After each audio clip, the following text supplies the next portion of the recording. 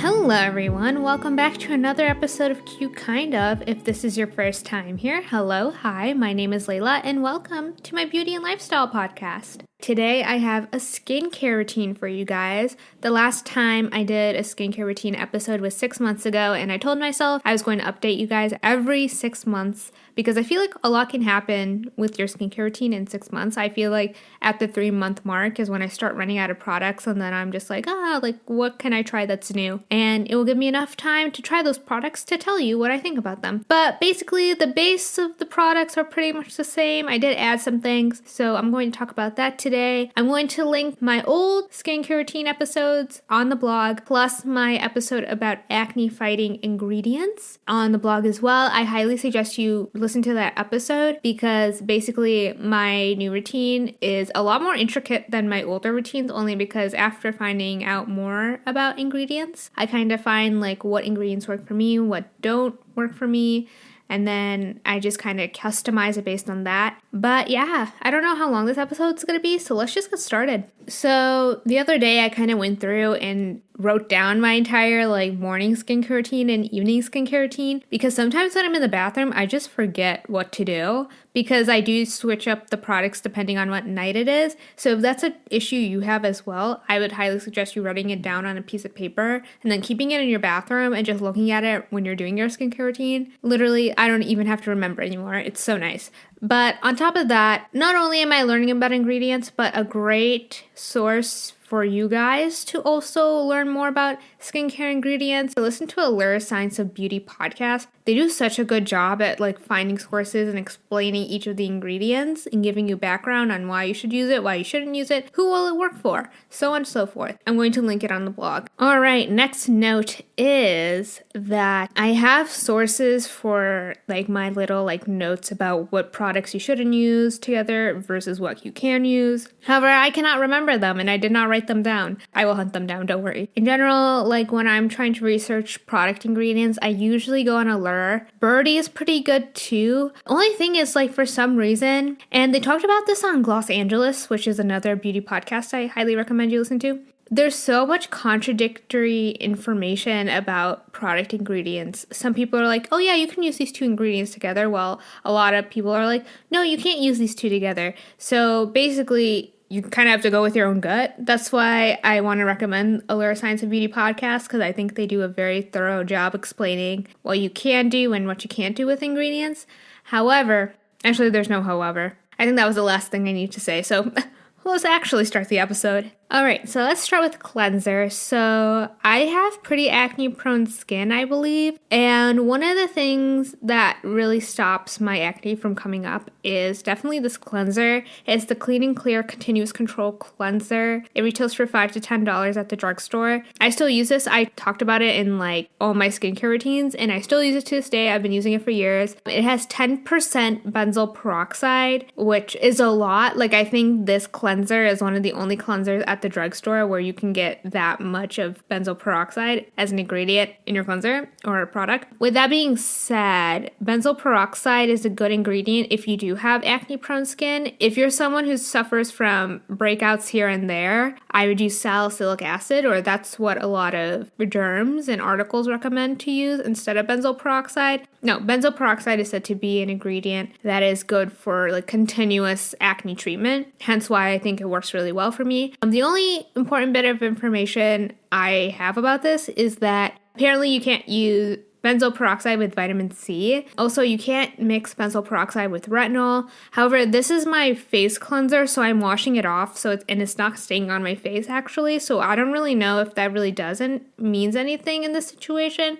I still do it. I'm gonna do more research on it and get back to you guys, but I love this cleanser. If I am feeling as if I want the vitamin C or the retinol to work more potently, I have another cleanser on deck. It's the Neutrogena Hydro Boost Hydrating Cleansing Gel. It retails for $12. I really like this. It doesn't necessarily do anything to your skin. A lot of people make the mistake buying cleansers, especially if they have acne prone skin or acne they want to treat, where they'll buy cleansers without acne fighting ingredients or any ingredients in it to help their acne. And they're just basically just putting anything on their face, basically nothing. if that makes sense. However, this one has hyaluronic acid. It's very soft. It reminds me of the Glossier Milky Jelly Cleanser, if you've tried that, except it doesn't smell like roses. It's really nice though. I actually really like it. I think it's one of the better cleansers I've tried. And I use this when I'm feeling skeptical about using benzoyl peroxide or my other cleanser with my other skincare ingredients. But I really like it. If you're kind of skeptical about that, this is a really good cleanser to get.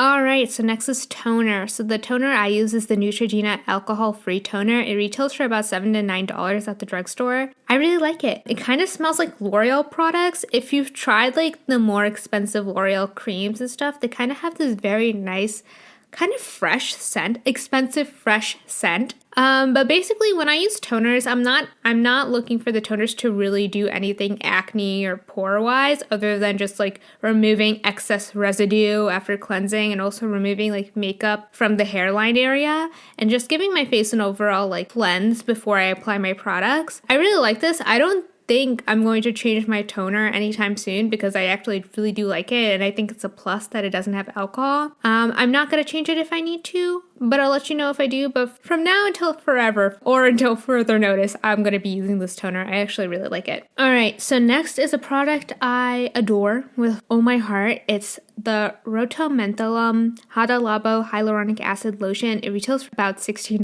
on YesStyle. This is a Japanese skincare product, and I have to say, if you're going to buy Japanese, Korean, or any Asian beauty product, make sure you're buying it from a certified retailer. There's been a lot of like fake counterfeit makeup / skincare products popping up, especially on Amazon. So make sure that you're double checking and making sure you're buying these products from proper retailers. But basically, this is called a lotion, but it's not like a lotion you probably know of being like a thick face cream or like body cream. But in Japan, like a lotion is a thin, watery. In Korea, it's called like an essence, I believe. So it's kind of on the lines of that's very thin, very watery. It's basically my first layer of hydration. Before, I used to use this as my actual like face cream, like my final skincare product. And I didn't really see kind of why people really liked it. However, once I switched it over to being like more of an emulsion product, like my first layer of products after I toned my face, I see like a world of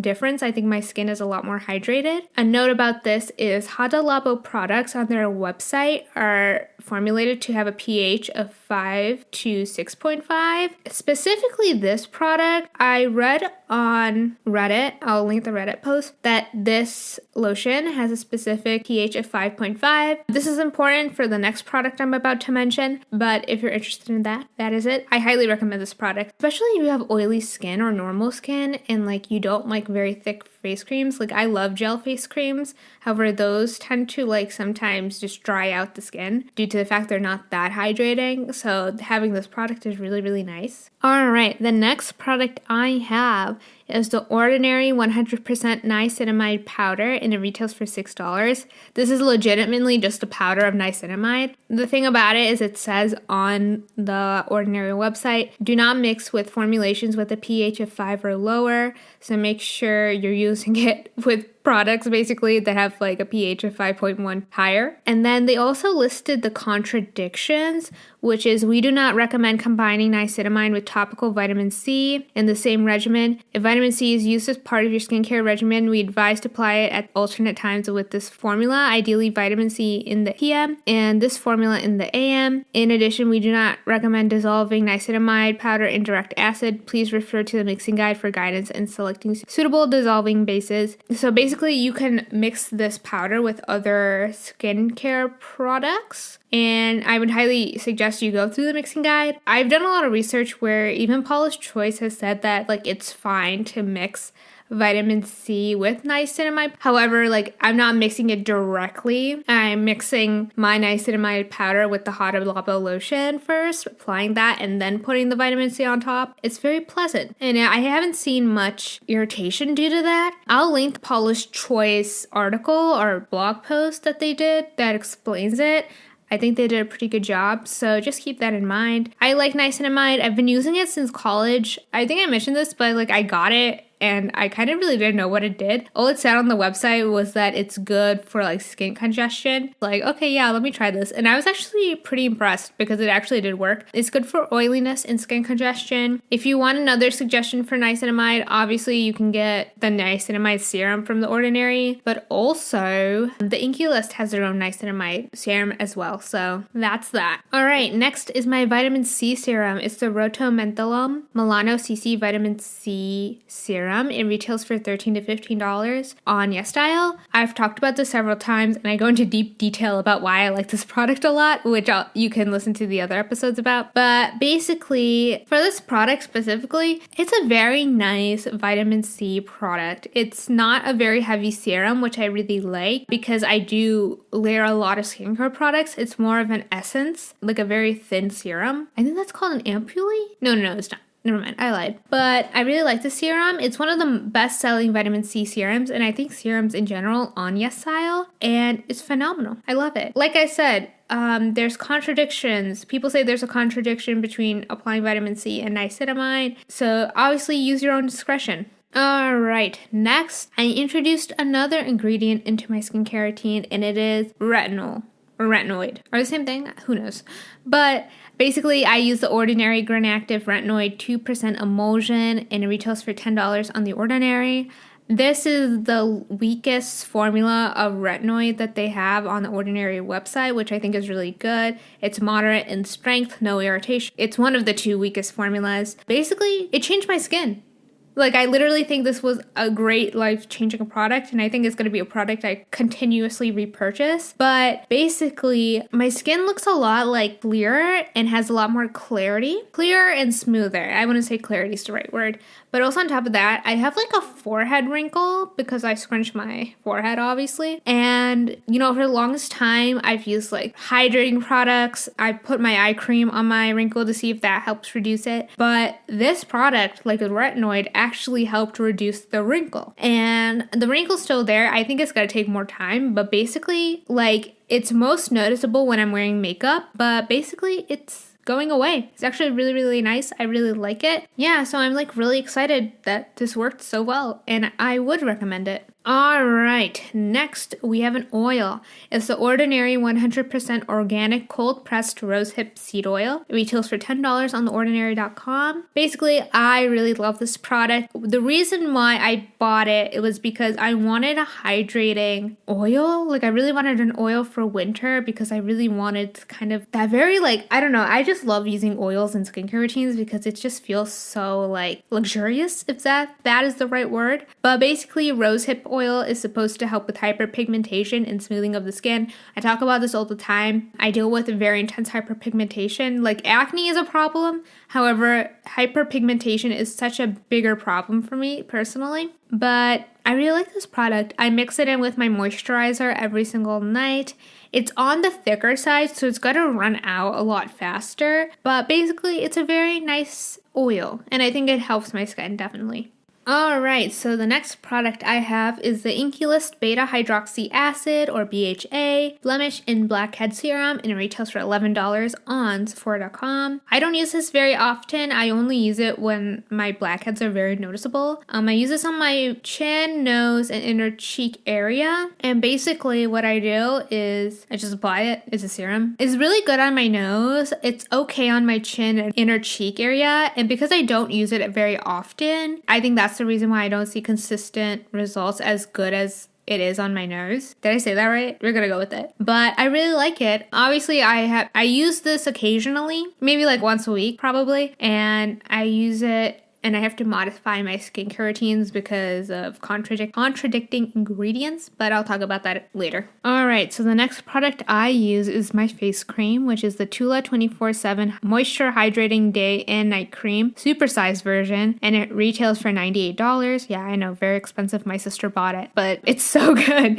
Like, I think it's one of the best moisturizers I've used in a very long time. I really like the formula. It's like a normal cream. It's not super thick. and it smells very fresh. What I also like about it is it doesn't make my skin oily, but then again, I'm using other products in my skincare routine that's combating oiliness. But I really like it because I think it's helped make my skin or face look a lot more clearer and look less dull, so I have a lot more clarity in my opinion. I don't know if it's because of the probiotic. Okay, so this is my theory. From someone who's not a dermatologist or an esthetician or anything, is just obsessed. Probiotics is what's found in yogurt, and yogurt is really good to help exfoliate the skin, like minor wise. Like it's not very intense, but it does exfoliate the skin to a degree. And this moisturizer does use probiotics, it says. So I think that's the reason why my skin does look clearer and less dull. But yeah, that's just my theory. Please don't hold me to it. Anyways,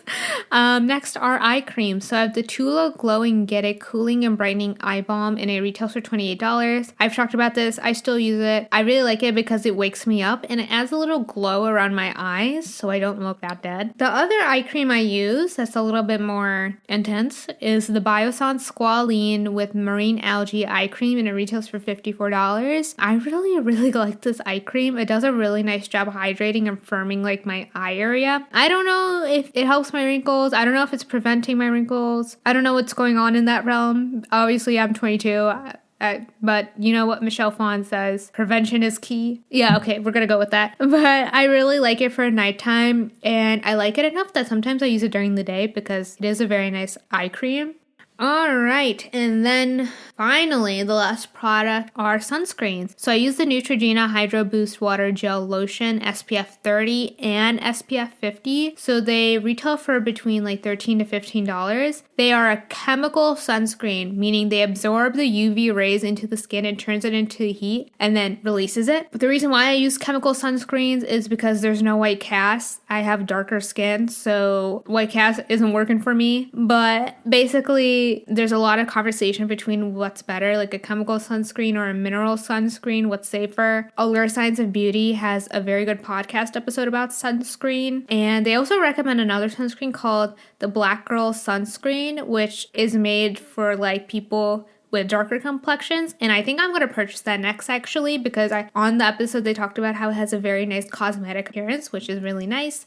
And then finally, I also like using it because it's very hydrating. And this is a must for every day. Obviously, I'm not leaving the house, but when I do put vitamin C on for the daytime, I use this product. And I think you're supposed to use it even if you're home. So yeah, I'm using it every single day. Alright, so I talked about this at the beginning, but skincare resources, we have the Allure Science of Beauty podcast. Highly recommend you listen to it, especially if you're trying to figure out how to build your own personalized skincare routine. Obviously, my acne fighting ingredients episode, and then my previous skincare episodes. And then finally, I thought I would just run down my like morning and evening skincare routines because they're kind of different. Obviously, we have the Clean and Clear Continuous Control, and then we also have the Neutrogena Hydrogel Cleanser, following toner. And then we have the Hada Labo lotion with the niacinamide powder. You only need like very little. It comes with a spoon, and you need 1/8 of that spoon. But next we have our vitamin C serum. I do eye cream before face cream because I just want to, and then I do sunscreen.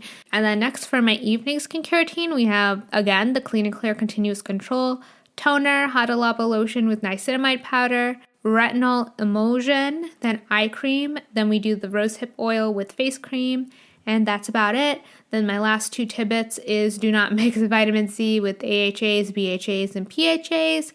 And then do not mix benzoyl peroxide with retinol. Like I said, my cleanser is the only product that has benzoyl peroxide in it. And I think it's fine because I wash it off. However, I think if you're going to use like a topical one that you leave on, I think that's where the contradiction comes from. But then again, I would do your research because, man, there's so much contradicting information out there about skincare routines. But friends, that wraps up the episode. So if you enjoyed today's episode of Cute Kind Of and you want to continue listening, you can find us on Apple Podcasts, Spreaker, Spotify, Google Podcasts, CastBox, iHeartRadio, Bullhorn, Amazon Podcasts, and pretty much any other major podcast streaming service. If you'd like to follow us, we are on Instagram at Cute Kind Of Podcast.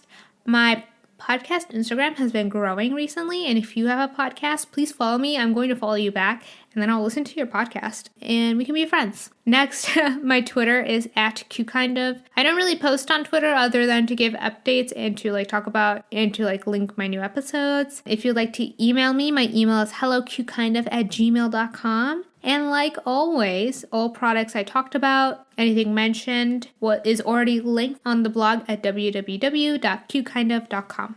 All right, so that wraps up the episode. I don't really think I have anything else to say. The other day I was thinking about how like I think I want to start uploading all my episodes on Saturday instead of Friday, but then I need a day off during the week where I can just do nothing. Like absolutely nothing. Like have no plans, have nothing to do, don't do anything. And that's usually Saturday for me. But I don't know. I'm still thinking about it, so I would love your feedback. Also, what is your opinion on newsletters? I'm thinking about starting one, but I don't know. We will see. I'm really bouncing off a lot of ideas for you guys. But yeah, I'm trying, what else is there to talk about? I think in general, like, I'm surprised January 2021 is about to end. Like, it's literally about to end. It feels like yesterday was New Year's. I feel like a lot of this podcast is just me going, yeah, yeah, so on and so forth. However, I use those so much. Also, this is the thing I wanted to talk about. So for my YouTube videos of the podcast episodes, I think I'm just gonna bulk upload them rather than like doing it every week, because on Friday I'm just exhausted that I kind of just want to get this podcast up because there's something that always goes wrong, which is really bad on my part because it's poor planning. But I plan as aggressively and as detailed as I can, but it still like is an issue.